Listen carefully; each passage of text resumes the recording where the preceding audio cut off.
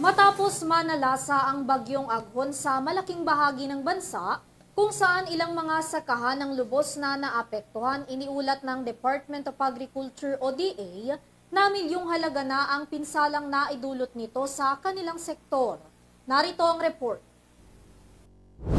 Sa ilang araw na paghagupit ng bagyong Aghon sa bansa, tinatayang aabot na sa mahigit 11 milyong piso ang pinsalang naidulot nito sa sektor ng agrikultura. Ayon sa Department of Agriculture o DA, 155 ektarya ng mga sakahan ng lubos na naapektuhan ng bagyo, habang 85 ektarya dito ay lubog pa rin sa baha. Kabilang sa mga produktong agrikultura na nasira ang mga high-value crops gaya ng mga palay na hindi na maaani pa. Napinsala rin ng bagyo ang iba pang mga agriculture infrastructure, irrigation facilities at livestock and poultry.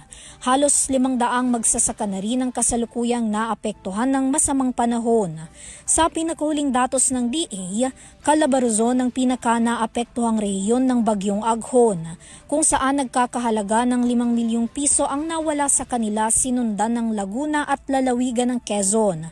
Sinabi ng DA na posible ring magmahal ang presyo ng mga gulay sa ilang pamilihan na manggagaling sa mga nabanggit na rehiyon.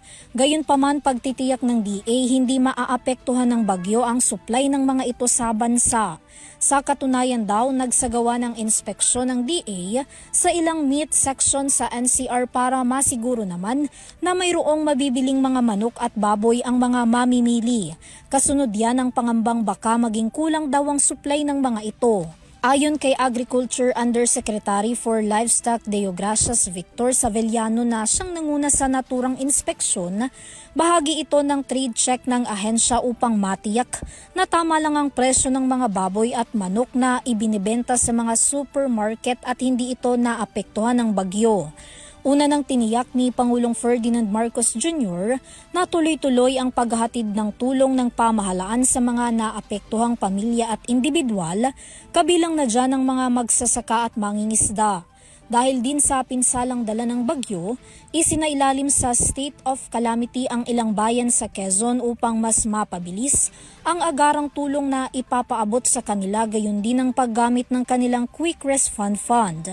Samantala, nangako naman ng DA na agad ipadadala sa mga apektadong magsasaka ang tulong para sa kanilang napinsalang kabuhayan, gaya na lang ng 23 million pesos worth ng mga binhi, planting materials at biocontrol measures at pagbibigay ng tulong pinansyal mula sa Survival and Recovery Loan Program mula sa Agricultural Credit Policy Council. Para sa URTV News, Vanessa Cleofas, sumasaludo sa bawat Pilipino.